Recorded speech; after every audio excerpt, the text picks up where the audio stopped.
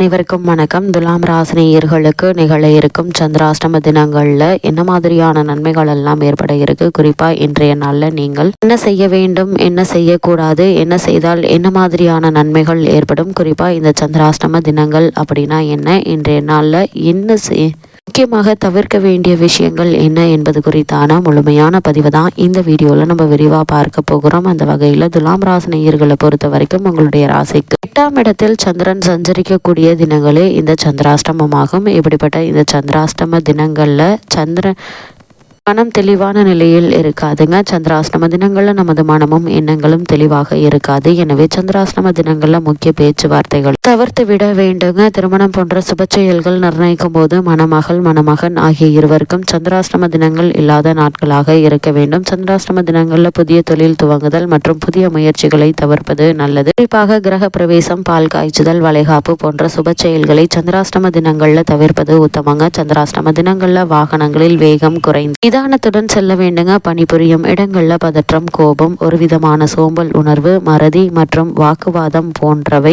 ஏற்படுங்க. அதனால் எச்சரிக்கையாக இருக்க வேண்டும் என்பதை கிரக நிலைகள் அறிவுறுத்துதுங்க. அது மட்டும் இல்லாம அலுவலகங்கள்ல விவாத பிரதிவாதங்களில் ஈடுபட வேண்டாங்க. அதே போல் குடும்பத்திலும் ஒருவருக்கொருவர் விட்டு கொடுத்து அனுசரித்து நடந்து கொள்வது தேவையில்லாத வீண் பிரச்சனைகள் ஏற்படாமல் இருக்க உதவிகரமாக இருக்கும் என்பதை கிரக நிலைகள் மீண்டும் மீண்டும் அறிவுறுத்துது.